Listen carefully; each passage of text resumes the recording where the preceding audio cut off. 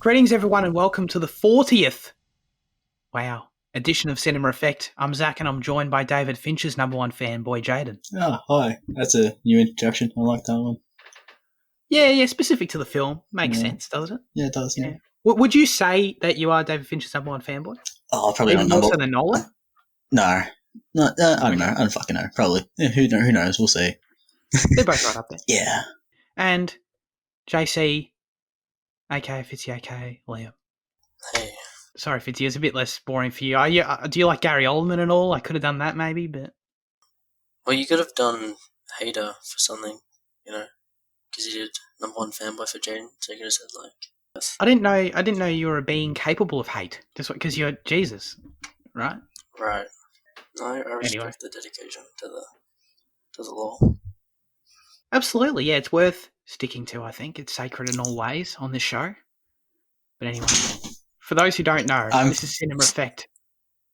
What happened? You okay, Jaden? You didn't die? I thought that could have been his last words. You know? He might have, I don't know, like people fall off their chairs and hit the head or some shit. That sounds awful, but... Shot. Got shot. Oh, David's just been shot. Okay. That has happened live on the show. We record this remotely, so I'm not able to assist him really. Oh, all right. No, that's great. That's great. Mm. I'd prefer if I muted you the whole episode and we just pretend you died.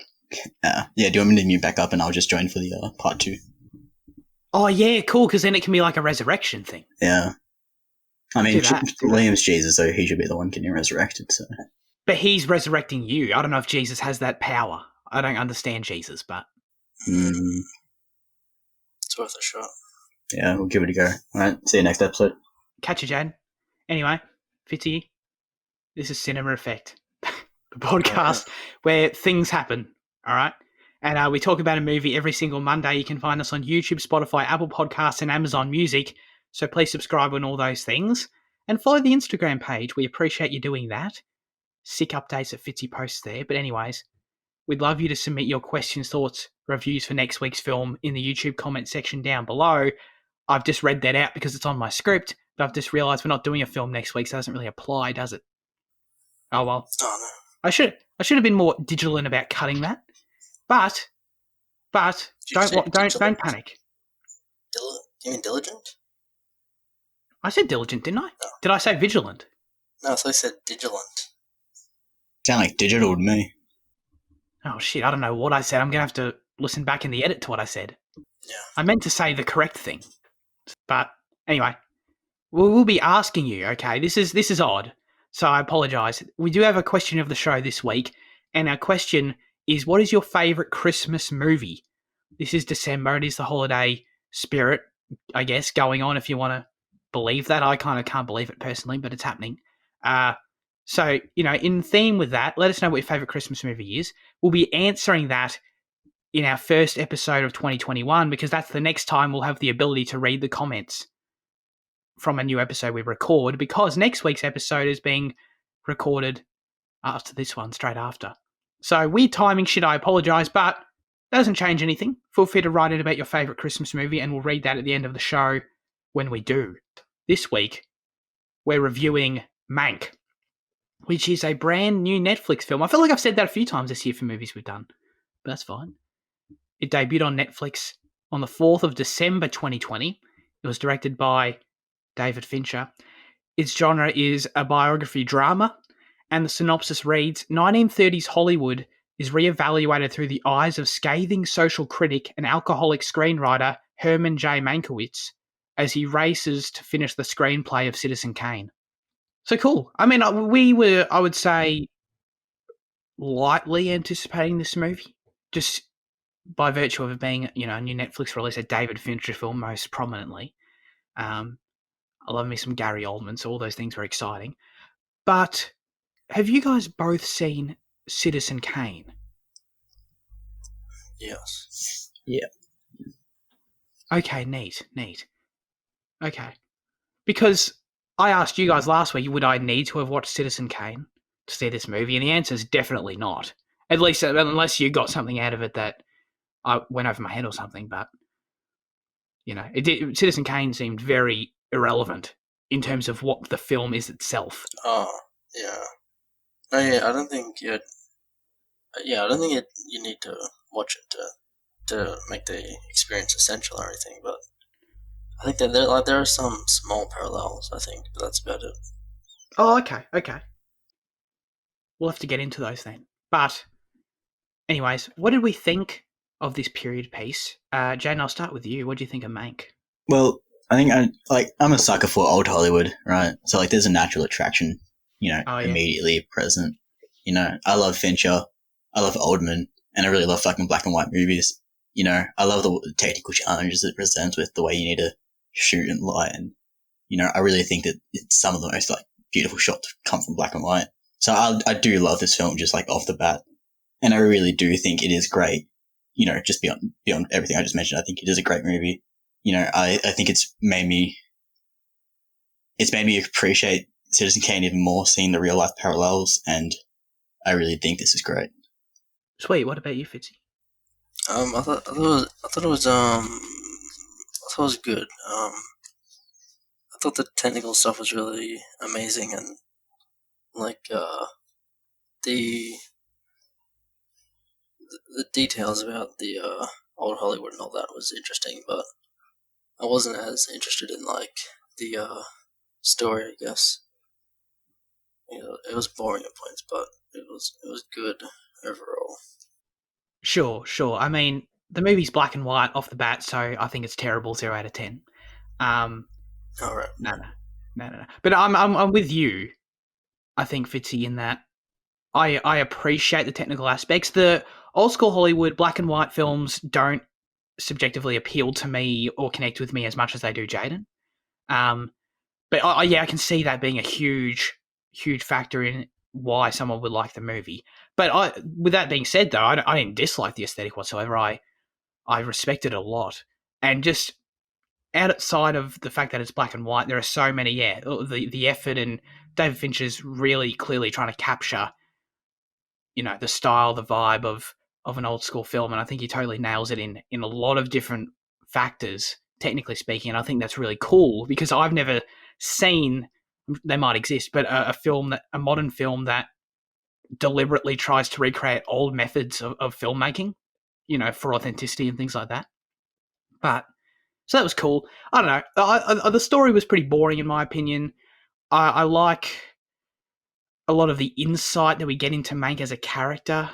I like Gary Oldman a lot. I think his performance is great. Gary Oldman's one of my favorite actors. So seeing him do anything is cool, and he has got some cool character moments. And some of the broader political stuff, and like you mentioned, Fitzy, the workings of studios in Hollywood in the 30s, some of that stuff's pretty cool. How much did you hate the audio? I liked it a lot. Oh, really? I liked it a lot. That is one of the things I definitely want to get into more, because I'm impressed that that's the effort they went to recreate that. I think I've got trivia on that too, but it's really, really cool as someone who likes audio. But I mean, it's terrible. It objectively is not. I don't know. I was expecting you to fucking just rip into it because it's mono. Yeah. No. I like it. I like it as a choice. Okay. But I don't know. Some of the plot elements are sort of pretty confusing, pretty surface. Maybe not confusing. They seem kind of surface level. And if you're trying to look at this film as a character study, which it's called Mank, he's by far the most central point of view. I presume it's somewhat of a character study. It's just not that interesting as a character study, in my opinion. There's cool moments, but he's a bitter, alcoholic screenwriter who goes on rants and embarrasses himself a lot. He's a compulsive gambler. Cool. I didn't really feel like that changed. And I really liked the ending quote that we got about him describing himself apparently in real life as a rat in a trap of his own construction. And that's the vibe I got throughout the whole movie. I just didn't find that very interesting to actually watch, because I never felt like I watched him progress to that. I felt like he was just kind of always that. But, so there was some elements as to why I thought it was a bit boring. But, I thought the movie was pretty decent overall. Yeah, there's sort of a dichotomy between the story itself and everything sensory occurring, in terms of what I liked and didn't like so much. But we should start with the visuals, the technical aspects there, the audio and things like that, because I think it's the most obviously striking thing about the movie that makes it unique. Right.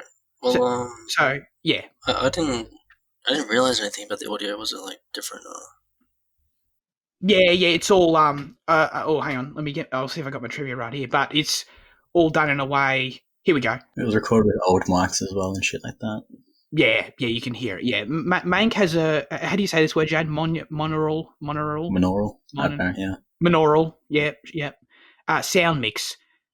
Similar to what films had before, the stereophonic sound system was introduced in the mid-20th century. This means that instead of multiple soundtracks dedicated to dialogue, music, and other sound effects respectively, all of the aforementioned will be shared, or, I guess it's written beforehand, was shared on one single track. So, yeah, it creates this weird audio experience where everything sort of muffles together.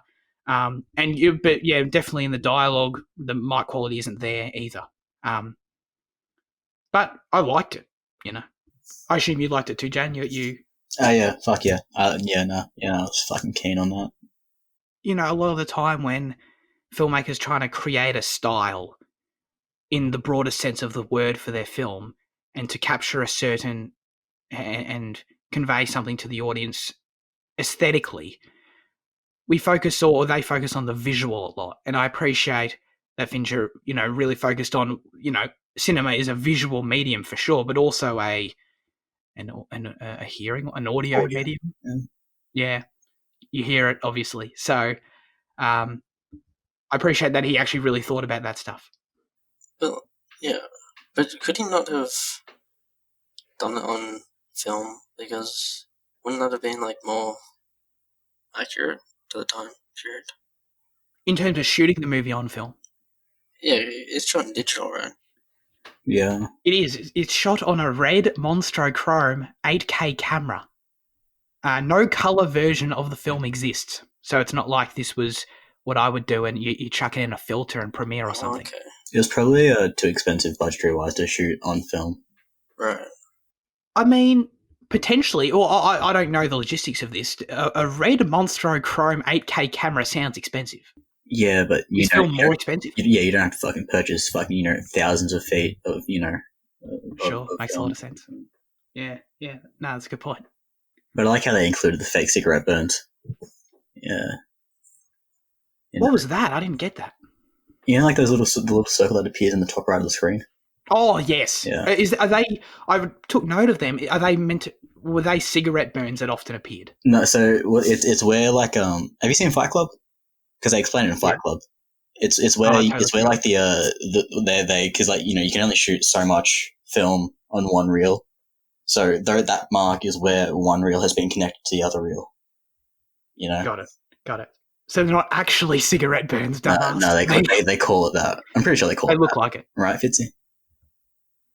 I don't know. I'm pretty sure they call it that. Sounds right. They look like it, though. Yeah, that was another aspect of that presentation. I liked all the script scene headers as we're transitioning between flashback and, present day, so to speak, in 1940s and stuff. I like the score.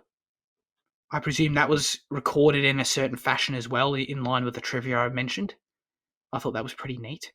And I liked the aspect of the transitions, when it fades out often but leaves like a light source there a little bit longer on screen. Mm. I can't really describe it any better than that, but all little things like that contribute to the experience a little bit. And of course, I couldn't go without mentioning the terrible green screen driving, which I thought was great, when they're like sitting in the car and it's awful looking. Yeah, I thought that one looked kind of dodgy, but I thought the rest of the driving was fine. No, but I'm saying it looked dodgy because I thought it was meant to be. I thought I thought you were actually genuinely really bad criticizing. No. I think it's good. Yeah. I thought it looked like it was trying to replicate chroma keying from the 30s. I do have a slight criticism of the movie, and I think it's not a bad way to transition into the story. I like the transitions, though, those aspects of them I mentioned, with the little script scene headers coming up on screen every time. I think the movie jumps back and forth between what is when the time period Mank is writing Citizen Kane in I think it's 1940 or 1941 time, and the flashbacks to the 30s. I think it jumps too often, and it leaves me a little bit confounded as to when those jumps occurred, especially when I took note there were multiple times when we jump back and forth to the same scene again. You know when Mank goes on the stupidly long rant at Charles Dance's party? Mm. And that is something that we go back to, and then, Back to the Future, back to it again 3 different times. Are you sure? And yes, I took note of it. And I thought it was, and not just the rant itself, throughout that scene at that dinner table that night. Because I know it didn't start off as bad for him. You're talking about the rant at the end, towards the end of the film, right? Yeah. When does it cut between the present and the past on that? He turns up, he walks in. Yeah. And he's clearly already a bit drunk, and he sits down, and I think he talks to, what's Charles Dance's daughter's name? Marion. Talks to her, and then it goes. Oh, no, that's not his daughter. That's his fucking wife, girlfriend, mistress. Yeah. I got confused about that as well. I thought it was his daughter. No, it's sure. No. She. They talk about it, and Mank criticizes it in that rant. Oh, to be honest, I tuned out of the rant. The rant totally lost me. Wasn't he at that house at different points there? Because yeah. Oh, okay. So he was at the costume party night at 3 different points in the movie. Is what he said. Yeah. He turns up there. He sits down, and he talks to Marianne. He doesn't. We go back to the future. No, I think you're getting. There's the part. Sorry, I don't know about talk. I'm struggling to remember here, right? But there's the part where she kind of doesn't want to talk to him. She doesn't want to really look at him, and he sits down.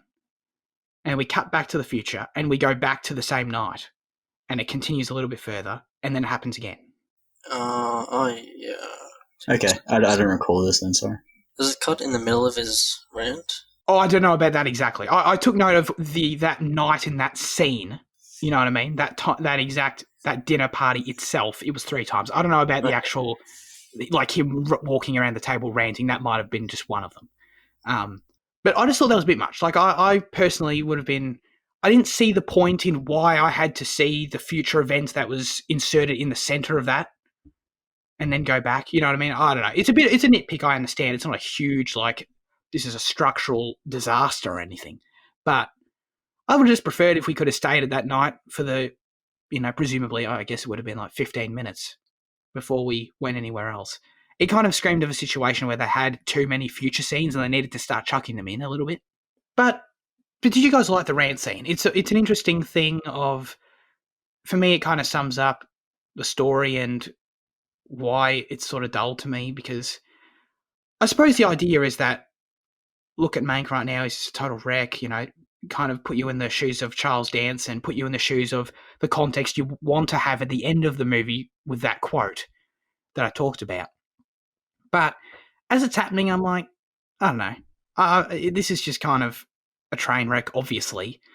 I stopped paying attention to what he was saying. I'm like, looking around, waiting for the scene to end. I'm like, okay, I get it. I've gotten all this information about him sort of already in the movie. But that film he's explaining in his rant is the film that he writes. That is Citizen Kane. That's the significance of the rant. Right, okay. But is that... Okay. Well, but is that significant to him and his story? He's talking about exposing Hearst and also talking about Kane. Like, because Kane is based on Hearst. So he's Hearst is Charles Dance, right? Yeah. Yeah. Because I agree that you don't need to watch Citizen Kane to watch this movie, but I think having watched it and watching the parallels between this, you'd appreciate it a lot more because of the way they talk about Hearst and the way that the character is portrayed in the film and the parallels between real scenes. It's much better, and like that end scene, I don't know. Sorry. No, not at all. Yeah. Okay. Well, that's interesting. Oh, yeah, because, dude, I don't know anything about Kane as a character. I was not, getting any parallels whatsoever, but that's on me. At the same time, not that this is a criticism of the film itself at all, but I don't mind, sitting here having this conversation with you guys, 2 people that have seen Citizen Kane, and kind of playing the role of that person who hasn't seen it, because I'm sure there's a lot of people that will watch this movie that hadn't seen Citizen Kane, so just another perspective to have, which I'm fine to play the role of. I don't know, I just love seeing in Kane, we're introduced to his palace in the hills of the Xanadu, and then seeing it in Mank, it's so obviously Hearst's house with the zoo and its massiveness and stuff, and seeing that, and then seeing like they were talking about the talentless, not hostage, but the damsel, in Citizen Kane, and how it's compared to Marion, and like that scene at the for the election, and seeing that paired with like some of the other stuff in Kane, it's I thought it was really, really great and shit, and I really think it did elevate the experience. Well, yeah. Also, how like Hearst has like political control and stuff, like that scene where. That scene where they're all in the same massive room, they're talking about. Oh yeah, and she says like, my dad handpicked the cabinet like it was casting a movie and shit. Not my dad, it's. Yeah. With the cutting back and forth between the past and present, I think like that's very intentional in the fact that how throughout the film, in the editor Houseman, he says, you can't be jumping from a childhood to the present day like that because the audience won't understand it. I think that's a very intentional effort to try and replicate, Kane in that effect by going back and forth so much. Huh. Because having just watched the movie by itself, I was looking at it from a very surface level of, I feel like, they didn't ever really mention specifics about Citizen Kane, so, it was fine, I hadn't seen it. But from what you're describing, it sounds totally wrong. It sounds like it really does elevate the experience, so that's, obviously with it being somewhat about it, then that's pretty important, so. And even just seeing the way Orson's portrayed on screen here, like hearing his voice is so fucking great. Like whoever plays him did a really great job on the voice. And like he like the way he is on screen as well. Like he has that same kind of arrogance about him. So like, even just like knowing that about Orson Welles as well, it kind of really benefited the experience. I feel like he wasn't portrayed too like negatively in the film though. No, he wasn't portrayed negatively, but you can definitely there was definitely an air of arrogance around him. Oh yeah, the film is like historically inaccurate there in terms of the actual credit stuff and screenwriting and all that. Right, this is I want to talk about this, Fitzy, and you'll be able to help me here because I'm semi-aware of this stuff, that it's sort of commonly or has been debated as to who really wrote it and who deserves credit and things of that nature. So yeah, how is it inaccurate in some ways?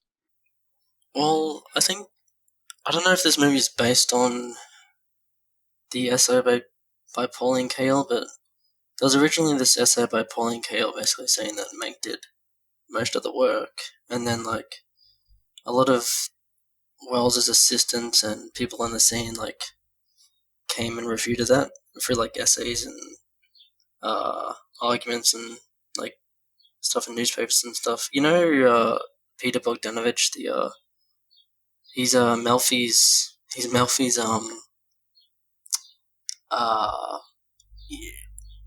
like doctor or whatever. Wait, what does Melfi do? She's like a psychiatrist. He's Melfi's psychiatrist in the Sopranos, and he's Oh right, yeah. And he's his director, and he was a friend of Orson Welles.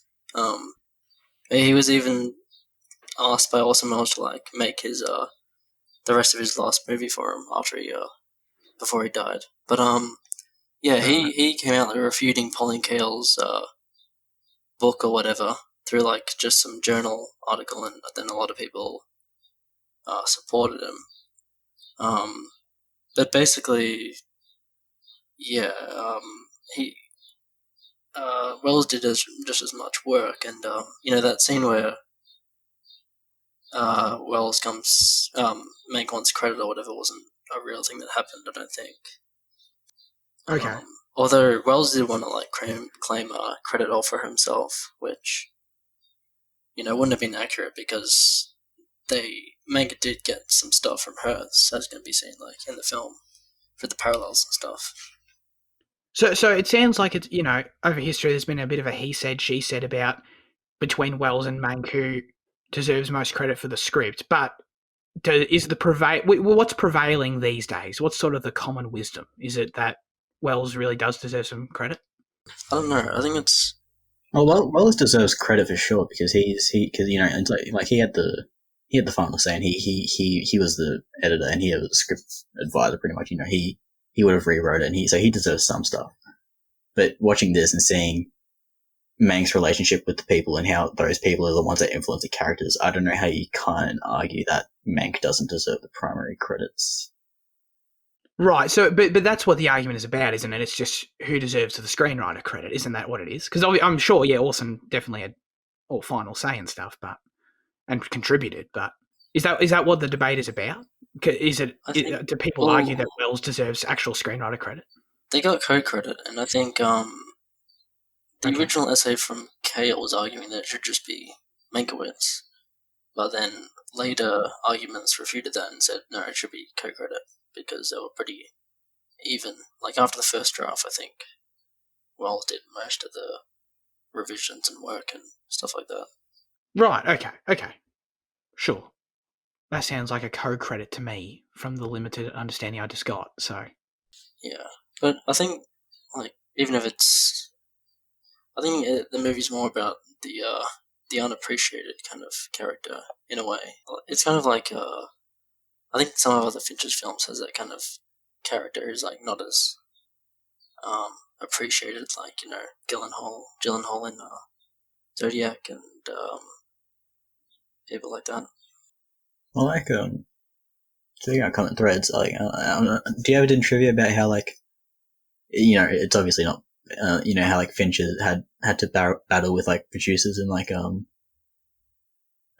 early in his career, like the way that Wells and Mank and shit had to go up against studios and get their way through it and shit. I haven't got that specifically, no. No, because I think I read in the IMDb thing about it's just like a meta kind of thing about how both Wells and Fincher they had to really battle with their studios to get their vision seen. Obviously Fincher's fine now, but early in his career, we got shafted on Alien 3. Alien 3, yeah, and stuff like that. So I thought that was cool as well. And so I think in a meta sense, this film's cool, and the fact that it's written by Fincher's dad as well. Yeah, so this must have been long in the works, I suppose, because I saw he had passed in 2002. Yeah, well, that was the thing. It was meant to happen. Well, so this film was meant to happen in the 90s, I think, but the studio wouldn't authorize shooting in black and white because they didn't think that people would want to watch it in black and white. So they basically said no, fuck off. And the movie just Schindler's List. yeah. So the movie just got hard until fucking 20 years later. That's cool. That must be pretty personally significant to Fincher as well, then, I'd imagine. Mm. The political undertones of the movie is also a common thread. Would you say that a lot of that stuff is Citizen Kane parallel?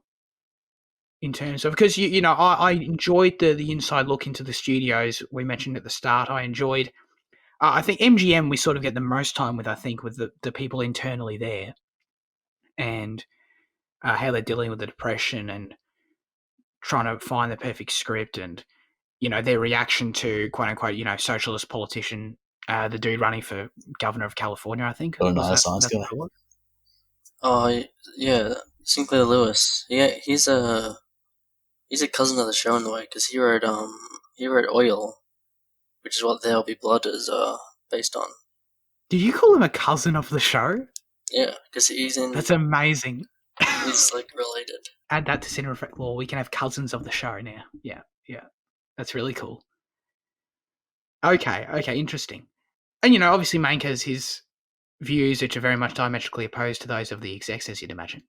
Was there something more that you guys got out of that aspect of the film? Is there more Citizen Kane's parallels there? Is there I don't know, because to me it was sort of there. It was sort of just a way in which I understood more who Mank was. As a personality. I didn't get much more out of it than that, though. I'd put that more down to this film than Kane. I think that there's elements of it in Kane, but it's limited. You see, you have that storyline of of the newspaperman wanting to become a politician. Is that right? I can't recall. It's been a while. And then there was a line in this movie that Mank said to Louis B, I think, and I'm pretty sure it's like directly from Kane, or like it's got to be heavily influenced, because it's something about like how the politician wants to be, the newspaperman wants to be the politician wants to be like, the president, and like there's an article. I mean, no, there's not an article. It's like a newspaper headline in Kane about how about how he would never be president, and like how like that it seems like it was influenced directly by that conversation that he had about this person never being president. So like, but like other than that, I don't think the political stuff was too significant in Kane, if I remember correctly. Okay, yeah, that's good to know. Yeah, so I don't know. Yeah, I guess I just kind of took it away as an element of the film that, I mean, maybe I guess if the film is taking some sort of political commentary there potentially, I don't know if you want to relate that to modern day in some way. I don't know, but yeah, I don't know. I just saw it as the opposition between Mank, the clashing of personalities and ideologies between him and the execs, and sort of the way in which that seems to affect him emotionally and sort of contribute to his own depression, if you will. That's sort of how I saw it, but yeah, I don't think Kane changed that. I think that's kind of how I saw it. Yeah, because I thought it was a significant enough element in the plot, in the story itself, that's worth talking about. But I've got some trivia for you guys, all right? Amanda Seyfried, I believe that's how you say her name, who played Marianne, confessed to Collider that David Fincher made her shoot one particular scene approximately 200 times for an entire week just to get it perfect, and she didn't even have any lines of dialogue. I personally like hearing about these kind of trivias and hearing about how different directors operate and stuff, because then I also enjoy hearing the opposite when it comes to Clint Eastwood. He'll just do one take of everything, and it's, he's happy with it. What does it say what scene that is? No, it doesn't. It doesn't. But presumably, it sounds like it's just a tiny scene where she looks. It's well, isn't there another trivia about like Fincher made Oldman shoot the dinner party scene like 100 odd times? So could they just be talking about the same scene and Seyfried could have exaggerated that? That could be right. Yeah. Because she doesn't. She doesn't say anything, doesn't she? Yeah.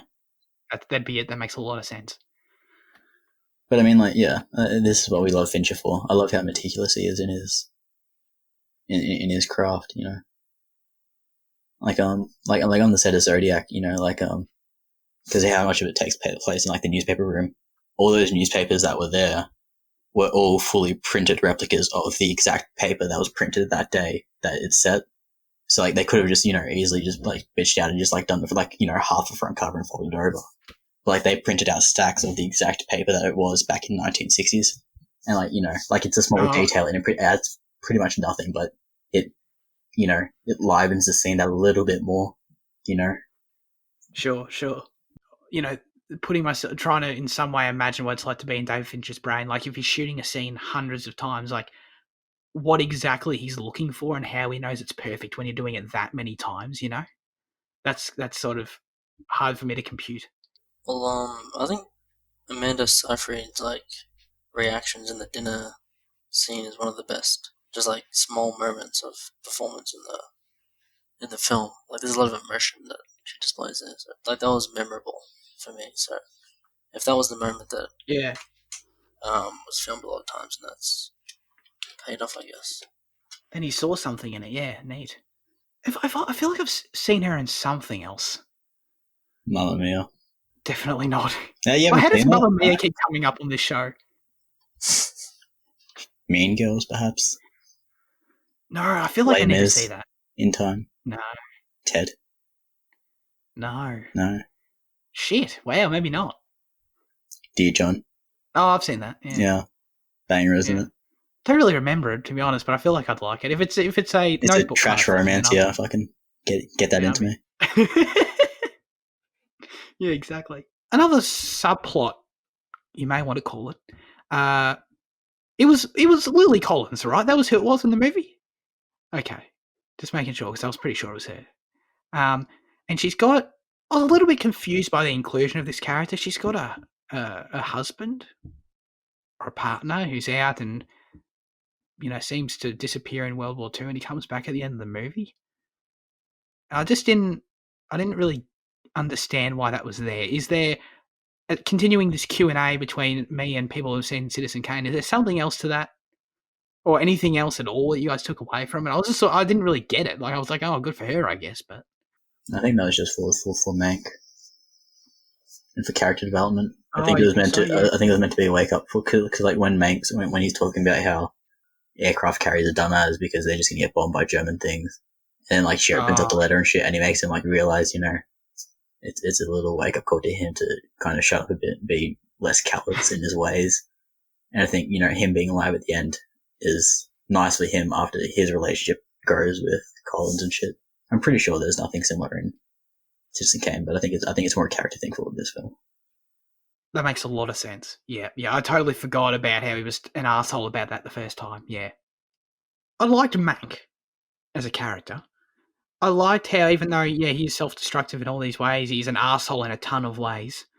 But I always get this sense that he seems like a warm sort of spirit, I suppose. In the sense that, like, we have a lot of scenes with him in those flashbacks of him walking around the movie studios and talking to different people. I love the scene when they first walk into MGM, by the way, and you get the one shot down the hallway and the MGM guys ranting. That was really fun. But I know, I get this sense of him. He seems to know everyone at the studios. He seems to just know everyone by name and be friendly with everyone. There was the one scene, it happens a few times. I think there was one point where like there was just a random security guard standing in the background. He like asked him, he's like, "Oh, hey, Fred," or whatever your name is. I'll ask you something. And it happened a few times, and I kind of got from that, oh, he's a cheery chap that everyone seems to like. So I thought that was a cool little inclusion.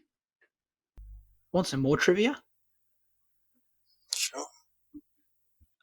Amazing. For most of December 2019, the film was shot at the Kemba Campbell Ranch in Victorville, California, where Herman J. Mankiewicz wrote Citizen Kane in 1941. Considering the ranch changed very little over the years, location helped to reflect the time period of the late 1930s.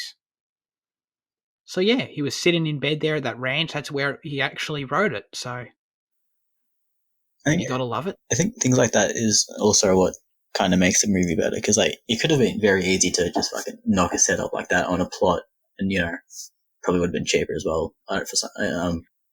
But by actually transporting your entire production to that place, it makes the job easier on the actors, in that they don't have to interact with this fake environment. They can actually place themselves there, and they can focus more on what they're doing. True. Yeah, no, that's a good point. So I think like that's another way of him getting the most out of his on-screen people. That's an excellent point, because I was going to say something sort of in line with what you're talking about with the papers earlier in Zodiac. I was gonna say, does it really matter that much? Like, I can't tell. It may as well be a set. Is it worth the effort? But no, I totally didn't consider the actors, and I'm sure that would help them. So no, you're absolutely right. It makes a ton of sense. I think the scattered narrative help reflects the what Mank was saying about his own mind, how it's scattered and random thoughts. Oh, okay. Yeah, that's a good counter argument to what I was saying. Yeah. Yeah, I just kind of think of that. Drunken, sort of impulsive behavior, I guess. Yeah. Was prohibition in effect in America in the 30s? Because I thought it was. And that's why I was confused by all the alcohol. Oh, I got no clue. Or was it only a certain part of America? And Capone was an alcohol trader, so I mean yeah, I don't know. I thought the alcohol was I don't know.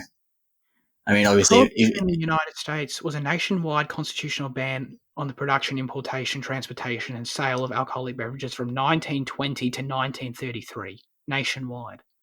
Was there anything before 1933 in this movie? Yeah, there was a few of the early MGM stuff, I think. Okay. Well, then, I think the majority of that alcohol shit occurs after they left them, so I guess yeah. I mean, obviously, I didn't have a problem with it, because if it's in the film that significantly, then I'm sure they researched to what they needed to know that they can have. But yeah, I just thought it was weird. Imagine if someone who made the film's listening now, like David himself, he's like, oh shit, I just forgot. Yeah. Yo, dude, I had no idea this was a thing. They banned alcohol for 13 years? What? Yeah. This is wild. What's the reason for that? I know. Probably just because they see it as any other kind of illicit substance. You know, the effect it does to the brain and society. Wow, that's wild. Makes louts of people, you know. Oh, that's for sure. Yeah, interesting. Okay. That's so funny to think about historically. I had no idea about that. I feel like I definitely should have, though. Talking about Hearst then reminded me that about before I was talking about how Fincher had to go to war with the studios, it was with it was with Rupert Murdoch specifically as well. Like he took issue with his thing because, you know, Murdoch owned Fox and shit, and like, you know, Murdoch and Hearst are very similar characters, and, you know, they're both media moguls and shit like that. So that was another interesting meta parallel. Yeah, that is really neat. Cool. Let us give our final score out of 10 to Mank. Fitzy. I'll give it a 7 out of 10. Yeah, strong 7 out of 10. I might like it more on rewatch, but yeah. Very good, Jaden. 8 out of 10 for me. Maybe, yeah, I don't know. Probably a hard 8, a soft 9. Probably I'm going to stick with an 8 for now, though. Ooh, nice. Yeah. I'll update that if it needs to be. Okay. Follow Jaden on Letterboxd for that. Plug. I'll give it a 6. Thought it was pretty good. Respected a lot about it. Enjoyed a lot about it. Technically speaking, as we went through, but I know I was also bored by a fair bit of it too. And that is, I do recommend through the context of this conversation that you probably do watch Citizen Kane, or at least have an understanding of what Citizen Kane is as opposed to me. You know, because that seems to, by counts here, that seems to enhance the experience. So keep that in mind if you want to watch it, for sure. That's sorry, you saying you're bored by it kind of reminded me. Sorry, but like, how were you bored by it? Because like I thought it was because like the pacing of it was great. I feel like it had like this really great like snap pace to it, like, you know, that matched the time period of the 30s and the erraticness of it. And I thought it was always moving, so I was never really bored. How were you? Was it just bored because you weren't? Did you feel different to the pace? Like, how are you bored? Sorry. No, what you're saying about the pace, I understand. Yeah, I don't think we necessarily spent too long on certain scenes. I think, I feel like in the second half, especially, I got the sense just for me that I was going over some ground over and over again. I didn't really feel like I was getting much more out of Mank at this point in terms of the character. I feel like I sort of fundamentally understood the character and that didn't really change. And there were, you know, a handful of drama beats, you know, like the guy popping himself. But outside of that, you know, it's kind of just Mank talking with people and characters that I liked enough. But, you know, I wouldn't say I was enthralled in the stuff I was getting in the second half. That's it. Wait, one more thing. The ending quotes from they're really great from Wells and Mank. They were good. Yeah, that's Hollywood and all that. Rat in the Cage and all that. Yeah, the Rat in the Cage one stuck with me for sure. Very good. Let's try and get through news chat. How about that? So it'll take longer than the fucking review. Probably. Hope not. We got probably, I don't know, maybe the second biggest ever news chat next to last week. Probably. Oh well, I mean, it's bigger in terms of quantity, at least, definitely. We had the Disney shareholder meeting yesterday. As your number one Disney shill, I was on it live and thoroughly enjoyed it. They announced a shitload of stuff in relation to Disney Pixar. You know, their partnerships with in relation to Hulu and Fox and things of that nature. But, you know, let's go down the main nerdy shit that we appreciate here. I think we'll try that. And if you two want to pipe in at any point, if I start brushing over something just because this thing's long, then yeah, jump in if you got something to say about anything at any point. So we got the Alien TV series. I saw that Noah Hawley is involved in this. It's going to be premiering on FX because FX do their thing with Hulu in the US. There, they both air at the same time, I think. And Noah Hawley, Jane Legion, right? That's who that is. Yeah, and Fargo as well, the TV series. Oh, yeah. But I fucking love Legion.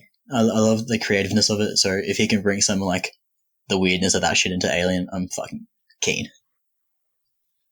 All right, very good. Potentially exciting. Now, Star Wars and MCU stuff, I think, probably appeals to this the most, I'd imagine. We can talk about, they announced a Lightyear movie, Buzz Lightyear. Love me some Buzz Lightyear. Chris Evans is playing him. So neat, if you're into that. That's such a confusing thing because it's a movie based on Buzz Lightyear, like based on an on-universe toy set in the same universe, right? Like that's what it is. Yeah. That's fucked. It's like done that before. It's like a biography, but like for a fucking, yeah. There's levels, man. They've done that before with, because there was that Buzz Lightyear cartoon show, I think in the 90s. That was the same thing. It's like the in-universe backstory of Buzz Lightyear, and it's all like space shit.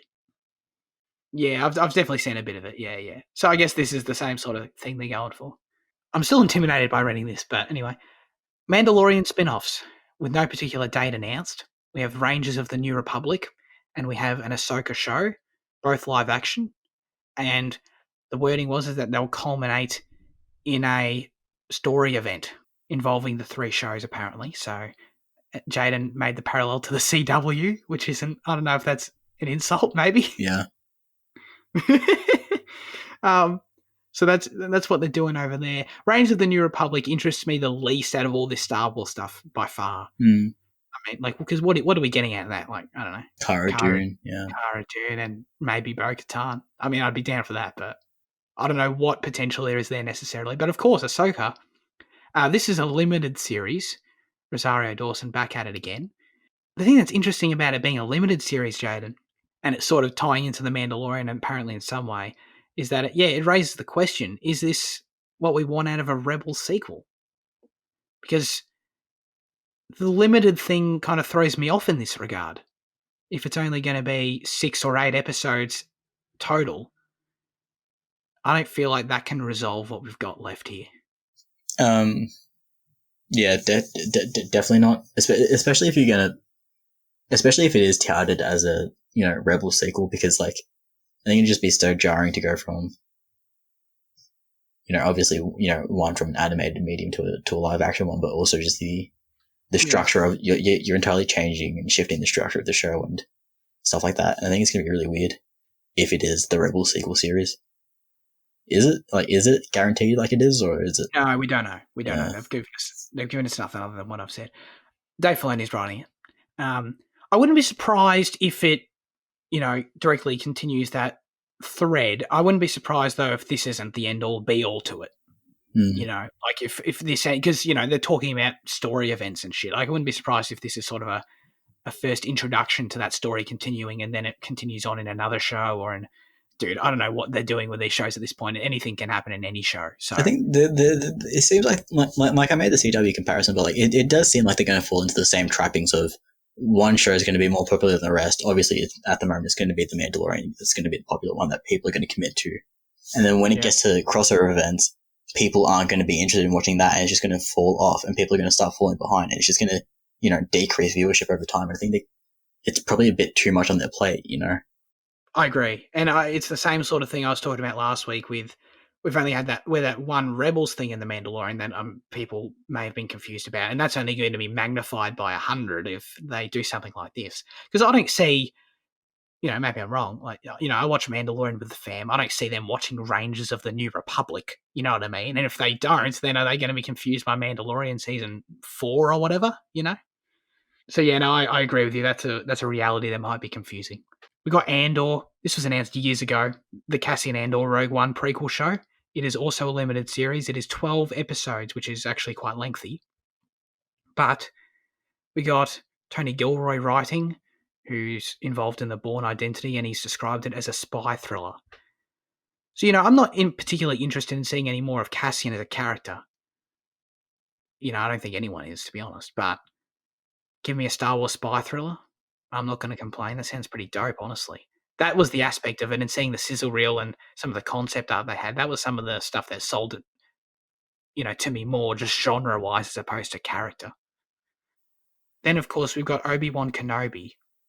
I think this is like everyone and their mum's most anticipated. Actually, probably not mine, but, this is definitely up there for people. Information confirmed about it. Of course, the official title is Obi-Wan Kenobi. We didn't have an official title prior. Crazy title. It begins 10 years after Revenge of the Sith.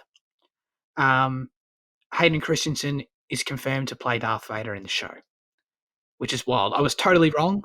I've spoken about in the past how I was convinced this wasn't going to happen, and I was 100% wrong. So good for people. I know there's people we know and I've talked to about this that are, huge Revenge of the Sith fans, of which we know a few, and this is for them. They're gonna be stoked for this. This is the show that's gonna get them hyped, and I'm hyped too. Don't get me wrong, but I'm happy for them. I wonder if because we all know the Obi-Wan connection with the Rebels, I wonder if they're going to use that as a scene in the Kenobi show, and then use that as a through line to introduce Ezra in one of the like Ahsoka, shows. I highly doubt it, just with the time period. 10 years after Revenge of the Sith. Is that when? Isn't that when like the Rebels thing coincides with it as well? No, Rebels is like 17 years after Revenge of the Sith. Is it? Yeah. Like at that point, we're close to A New Hope. Okay. But hey, I mean, I'm excited for the show. It's 6 episodes total, limited series again. So it's basically just a movie split into 6 parts. Pretty exciting. How do you guys feel about Hayden? Anything to say in particular? I know a lot of people are stoked. People are wondering how they're going to use him. Well, I saw a thing that could it just be flashbacks to the Clone Wars, and they could be saying that Hayden's Darth Vader, and maybe it's just post, but maybe it is just like Clone Wars flashbacks or some shit. I don't know. I think it's a bit of both. I think we're definitely getting Clone Wars flashbacks. You got to think of that. Hayden's going to play Anakin in this show. Like, why else get him? Otherwise, just get anyone in suit and James Earl Jones. So his face is going to be in a fair bit, I'd imagine. So flashbacks, 100% agree with you. And then I'd imagine we also get Vader with. I also imagine he's in the Vader suit as well, but just James Earl Jones as well. Because they use the phrasing that he plays Darth Vader. They say that, yeah. If they said Anakin, that'd give away they're doing flashbacks. Yeah. Then we got a Bad Batch trailer. Jan, I want to hear your thoughts on this because seeing this trailer got me really excited. I think it was this really interesting thing that I had, and I think I saw online some other people were having too, of when the Bad Batch was first announced months ago. Everyone's like, don't really care. And then when you watch this trailer and everyone sort of simultaneously realizes what it is and that it's a Clone Wars sequel, and no one really kind of put this together before. And now I'm saying they made it very obvious by fading the Clone Wars into the Bad Batch, at the end of the trailer. Yeah, loved it. So I mean, I'm keen for that. Probably not. If it was actually probably not as keen as it would be if it was a new actual Clone Wars season, because obviously this time we're focusing more on the Bad Batch, and I'm not sure how much I'm going to love them as a character over, who knows how many episodes. But yeah, no, I'm still keen for this. Totally. I mean, I think in effect it really is just more Clone Wars seasons, in the sense that we're already seeing Tarkin, we're seeing Palpatine, we're seeing, and it's the exact same art style. The animation somehow looks better. Is it just all those 5 shots of the ship approaching a planet? That was the only thing that annoyed me about the trailer. No, there was a few. Yeah. I loved it though. They look great. Yeah, but you're pan right. Shot of ship approaching lava planet. Pan shot of ship approaching. And I think a few of them were in a row too. Yeah. No, I'm genuinely excited about this because you'd imagine this is Kevin Kiner's project. So that's awesome. Keeping the art style still around, fading the logo in, and I'd be shocked. There are threads from Clone Wars that never got finished. There are threads from Clone Wars that people still want to see pop up. I think you're going to see him in this show. I think Cad Bane's going to be in this show 100%. I'd be shocked if he's not. And I think you're going to see other things like that sort of pop up. I completely forgot Cad Bane just disappeared. Exactly, and there's a few things like that too, Barriss and a handful of things too. So I think that's awesome. Then we got a Lando show. They oddly did not confirm actors. They did not say Billy Dee or Donald Glover, but you'd imagine they just didn't say it because they haven't signed on the dotted line yet. but they must be very confident in them if they're going to announce it. And I I'd don't imagine imagine Donald Glover signing up for a series. I disagree. I don't think they'd do this without him, dude. Because then old Billy D having a series, like, what's that? Yeah, You know? I don't know. Like just the way that Glover's been recently with his music, and then also with like, it seems like Atlanta seems to be the only like acting project that he's taking like seriously. Sure. Atlantic or whatever it is. Atlanta. Yeah, Atlanta, whatever the fuck. Yeah. Yeah, I can't imagine him committing to a Star Wars series at this point in his career. I see where you're coming from, but what other options do they have? They're not going to recast. They're just not going to do that. Yeah. I mean, I personally am of the mind, but like to your point, yeah, it is weird they didn't confirm. I'm of the mind that they're both going to be in it, and it's going to be like old Lando telling stories or some bullshit like that. Obviously, it won't sound, that sounds cringe, but it'll be woven into the story in a way that's probably engaging, I'd imagine. We're getting an anime series, anthology series. I don't know. Does this sound cool to anyone? Yeah, Star Wars missions. I'm starting to watch a bit more anime, so I'm keen for an anime Star Wars. The weeb conversion is occurring as we speak. Yeah, it's tragic. The Acolyte was a standout, I think, amongst this. Dude, how many freaking... It's unbelievable how many shows they announced. I was sitting there just losing my mind. They would not stop. They would not stop with these announcements. It was insane. The Acolyte's the one that piqued my interest the most. Totally. Yeah, it's super mysterious in the description. It's set in the final days of the High Republic era, which means pre-prequels, which is neat. Never got anything in live action in that time period. You've got... And they said dark side powers, so presumably we're following a Sith character. Pretty cool. It's vague, but I'd like to the way they describe, like, I read the summary I read is, I'd like it to be like a bit more like a political thriller type thing, you know. But like I don't think we're gonna get that. But like, no, probably not. Yeah, because when I heard like the High Republic, I was imagining some like a lot of political shit occurring as that came to its conclusion, but I guess not. Yeah, I don't know. It's still hard to say exactly what the end of High Republic means. Like, it could mean literally 1 year before the Phantom Menace or 200 years before the Phantom Menace. It's a bit vague, but we'll see. But of course, okay, here we go. 2 live-action Star Wars movies. The next 2, we've known that the next movies are going to release Christmas 2023, 2025, and 2027. But we now know what the first 2 of them are, or well, sort of. Patty Jenkins is directing Rogue Squadron, which will be the 2023 movie. This is pretty cool. I like that it's now clear, because we sort of had the idea, it was floating around that they were going to do another trilogy of prequel stuff. But it's clear now that no, they're literally just, every movie seems like it's going to be a solo movie, completely standalone. So that's neat. So you're getting Rogue Squadron from Wonder Woman director Patty Jenkins in 2023. Then in 2025, you're getting Taika's movie, which we still know nothing about other than it's Taika. And you'd imagine it's got his vibe, which sounds awesome, but I don't know what the hell it is. I don't know when it's set. You know, that's information that's probably years away. Do either of those 2 movies do anything for you whatsoever? Nothing for me. No? Yeah, I don't know enough yet. I mean, Taika is kind of enticing, I guess, just because of his name's attached to it, but Rogue Squadron, I really couldn't give a shit. Yeah, you're not as into the fighter pilot stuff in Star Wars? I mean, like, is that what it is? Is it just a movie following some fighter pilots? Oh, well, I mean, that sounds it. Yeah, but, I mean... Is it just Top Gun, but fucking Star Wars? Well, yeah, it's a fighter pilot movie. Yeah, well, sure. I don't give a shit then. Sure. I say this, but I still watch it fucking day one. Oh, yeah. I appreciate them exploring genres. Yeah. Well, that's the only way. I was going to say that before. That's the only way that like all these new projects are going to fucking work, is that if they do explore genres, the way that the Mandalorian's, Western influence and shit, whatever. Like, unless all these new ones are highly like genre based, I can't imagine them all taking off. Yeah, no, that's a good point. Yeah, and that's why I was kind of hoping for a political thriller type thing with the Acolyte. But yeah. Yeah. I wouldn't be surprised if you get it at some point.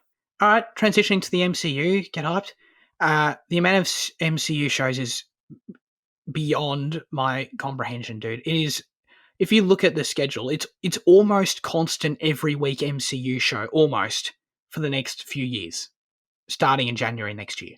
It's nuts. So we got WandaVision coming out January 15th. But then things get interesting because The Falcon and the Winter Soldier is coming out in March, literally like following straight up from WandaVision. There might be a week or two break, but this is going to be relentless MCU watching. But the real interesting trailer was Loki. Again, immediately after The Falcon and the Winter Soldier, immediately after that finishes, Loki comes out in May. This trailer was nuts. This trailer was awesome.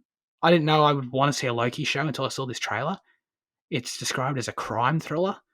And some of the shit that's going down, and it looks wacky. It looks fun as. You guys haven't seen this one either? No. You should check it out. It's cool. I'm in. And then, I don't know. The shows are relentless and crazy. They announced new ones like Ironheart and Armor Wars and Secret Invasion. Jesus Christ. This is going to be... people have talked about potential Marvel and Star Wars fatigue years ago. I wonder what... This will be the ultimate test now over the next 4 years or so. All those theories will be put to test, and if it survives this, it can survive anything, I think. But the main other MCU thing was that they confirmed a Fantastic Four movie, which you'd presume was coming, but it's directed by John Watts, who is the director of the Spider-Man MCU trilogy. So very capable. And could we get a good Fantastic Four movie? That's the question. I think people want it, but could be cool. Outside of that, we can talk about Spider-Man 3 stuff that just continues to break, and it's basically a meme at this point. Just constant casting updates. Totally constant. We've talked about weeks ago that Andrew Garfield, Tobey Maguire jumping back in, multiverse stuff. It was confirmed that the movie does deal with the multiverse. It's like, this all, by the way, this is all, of course, only reports and rumours. It's all true. I guarantee you it's true. I'd be shocked if it's not. There's too much evidence pointing to it at this point. But outside of all the Spideys jumping in, we've got Alfred. What's his name? Do you guys know? Alfred Person? A guy who plays Doc Ock in Spider-Man 2, whatever his name is. This is, of course, Jamie Foxx was rumoured prior. And Charlie Cox, the guy who plays Daredevil in the Netflix shows, which is strange. They've kind of tried to separate themselves from that as much as possible. So... That's pretty neat. I wouldn't be surprised if that's a very small cameo thing, to be honest. Disney's going to be working harder than the devil to make all this shit fit together and connect. Oh, they'll nail it. They'll nail the connection side of it. Oh yeah, but I mean, this is going to be insane. Just from a creation standpoint, it's just going to be fucking insane with the way they have to tie all this together. Absolutely. They're going to nail it though. Kevin Feige knows what he's doing over there. He's very good. But yeah, in terms of quantity, it's like I said. We'll see if people can keep up. I'll try. With Star Wars, I'll succeed. With Marvel, I'll try. I don't know how far that'll go. Well, if Marvel's releasing a series after another series, that's easy watching it. Just week after week. But if they're going to start releasing multiple shows a week, that's when it's going to be. Oh, I don't think that's when it's going to be. I don't want to do that. Well, that's what it sounds like. That's what it sounds like. Star Wars is going to be with their crossover events. Oh, I don't know. I disagree with that. I think you think they're going to finish a series, leave it hanging, and then come back to it later. Is that what you think? Yeah. Okay. Yeah. I think that makes it sound a bit better then. I think if you imagine Ahsoka happening over the course of a month and a half, then maybe you have a few weeks break, transition then into Rangers, a few weeks break, transition to Mando, which then the climactic story event might be in Mando. Okay. I think if you think of it like that, I think it's fine. Yeah. I was thinking of it much more CW orientated, where it's 6 shows running at once, and you have to be watching all 6, one every week. I'd be shocked if they do that. Okay. I think that would be cannibalizing their own content, and that's no good. Yeah, you see, that's what I was expecting from them. But okay, if you theorize otherwise, I trust your idea. Oh, thank you. The other thing I'll mention, that's the end of the Disney news, by the way, everyone. So, Disney haters can take a deep breath. I'm not just talking about you, Jaden. I'm just meaning anyone, But WB news follow-up from last week, of course. Our dudes, Denis Villeneuve and Christopher Nolan, have had some choice words them a new arsehole. They have written them multiple new arseholes. That's correct. They've definitely spoken out against the WB move to move their upcoming slate to HBO Max. I've got a paraphrased quote from Nolan. I apologize. I've not copy and pasted it, but I remember it pretty well. He said, "Some of the world's best directors thought they were waking up and working for the best movie studio, but now they realise they're working for the worst streaming service. That was a paraphrase, but the effect is there, the same thing. I mean, does it affect the directors like financially, or I don't know? Well, that's it. That's the question.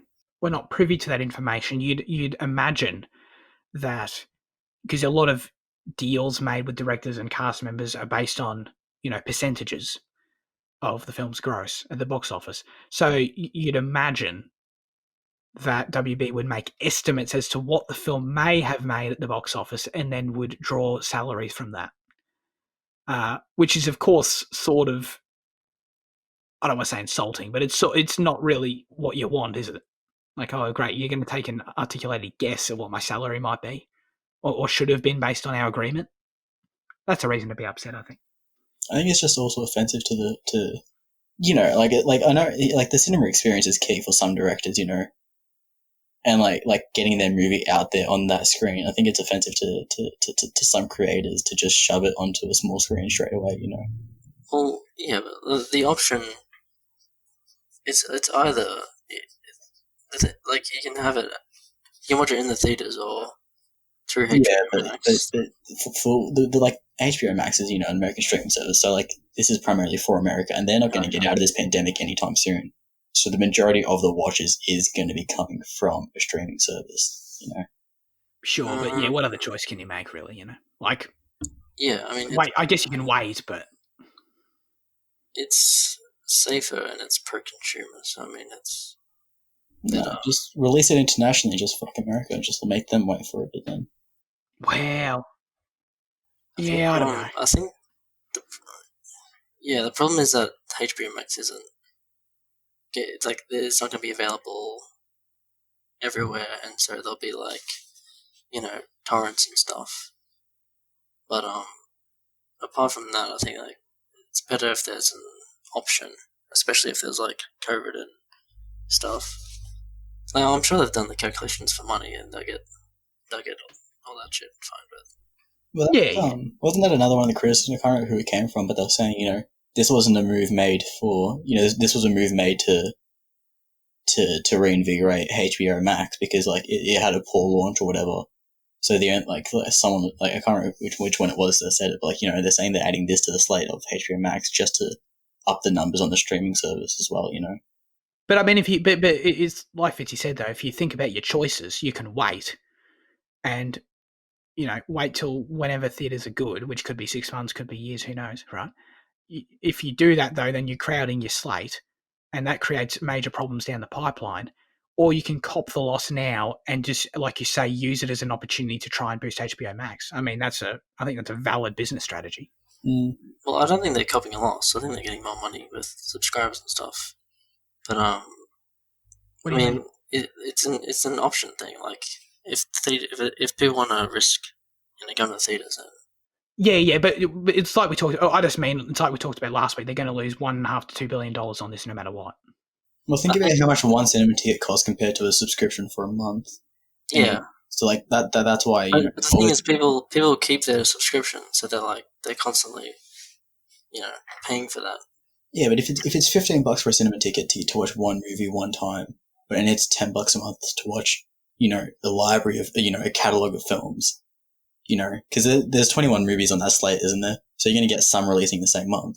So you're going to pay $10 to watch 4 movies in 1 month, say, as opposed to paying $15 to watch one movie one time. Yeah, but if you think of the average person and like how much they go to the cinema, let's say a person goes to the cinema like 4 times a year or something, compared to a yearly subscription, they're going to get more money off that, especially if more people come into HBO Max.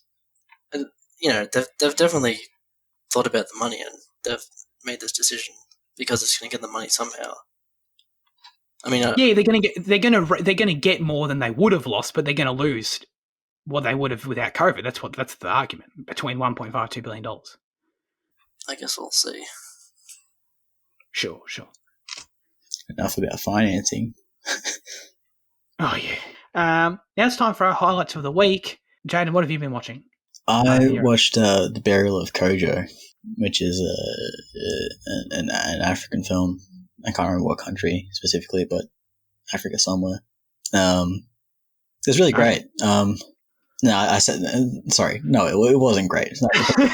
Actually, no, it was good. It was solid. It was fine, but it certainly wasn't great. It was I think it was interesting just watching a film from Africa first off. Cause I don't think I have any experience watching from anything producer. I mean, it's like just seeing that is interesting, and this film was shot on a micro budget, and it really shows sometimes. The story is rather straightforward. There's a kind of twist, but it's not. I mean, it's a significant twist as well. But I mean, it's nothing groundbreaking. But it's like the story is kind of lackluster at times. But visually is where it succeeds the most, because it is really just a gorgeous film, and so many shots in it are just phenomenal. But yeah, I mean, it's a bit of a slog to get through. It's only 80 minutes long, but sometimes it just sucks to watch. But yeah, that was my not highlight, but worth mention. Worth mention of the week, yeah. What about you, Fitzy? There was a special episode of Euphoria, which is like a. I was confused by this. Right, yeah, it's not the start of season 2. It was just an episode that was filmed under strict COVID conditions. So it's just Rue and her sponsor talking. Okay. After the events of season 1, basically, just talking about is COVID a thing in universe? No. Got it. Okay, cool. I don't think so. But yeah, just talking about the event and Rue's life and subjects the show tackles, like addiction and everything. Mm-hmm. It's pretty much just dialogue. But yeah, it was good. There's Jules, so there's going to be 2 of these special episodes. The first one is Rue, and then it's going to be a Jules episode in late January. I mean, I guess if I jump on season 2 whenever that comes out, I guess I'll watch these beforehand. I probably should. I finished The Undoing on HBO. You guys seen the ads for this? I think they're pretty prominent. This Nicole Kidman, Hugh Grant show that's going down on Foxtel. It's 6 episodes, limited series, and yeah, it was pretty good. I liked it. I think there are certain elements of how, because it is very much a court case, it is a whodunit murder thing in its simplest form, and some elements of how the plot progresses and trying to create artificial twists for the audience of, holy shit, this changes everything. A lot of it doesn't really make sense, because in a real court case, this information would have been known to everyone from the beginning, and there's no sense in why the characters didn't already know what was just revealed to us, other than for us to go, oh shit, that changes who we think did it, So, I mean, that's an issue with it. I like the general thread. The acting's good. It's another situation. I think I talked about this with Devs, where I feel like it would have just been better served as a movie, honestly. I don't know if I needed 6 episodes about it, but acting solid. Hugh Grant's great in it, especially given the nature of his role. Nicole Kidman's great because she's Nicole Kidman, but there wasn't a lot in her character that was something you haven't seen from her. Yeah, it was pretty solid. I mean, I would recommend it if you're into just a crime drama with solid acting and HBO quality production, but not top tier quality TV for me this year, though. I would say that. To end the show, no question. Oh. Oh, damn. I was keen for that question. Oh, don't worry. We'll be doing it very soon. But all of your submissions, we appreciate all your submissions regarding best 2020 film and or TV show that you've wrote in about. We'll be reading them next week on the episode we're going to record right now. Just the way it worked out. I apologise for that. But look forward to those next week. But reminder, of course, still write in for the answers we'll read in early 2021 what your favourite Christmas movie is of all time. Won't be super timely then, but that's all right. We want to hear your answers anyway, because you're important to us, your answers. We love it. We love reading them. But that, of course, means that's it for this show. Fitzy, what are we watching next week? Oh, you tricked me. Nothing. We're doing nothing. Hey! Because there's nothing next week. But next week we're doing our 2020 look back awards show. We'll be going over our top 5 movies of 2020. We'll be giving away prestigious Cinema Effect awards that we'll, of course, be sending physically to the winners. So get hyped for that. I think it'll be a fun episode. We'll read your submissions there. So, yeah, we'll see you next week for that. That'll be our last episode of the year. But anyway, thank you all very much for joining me. Thank you, Jade and Fitzy, as always, for joining me. We appreciate everyone tuning in. We hope you have a great rest of your week, and goodbye.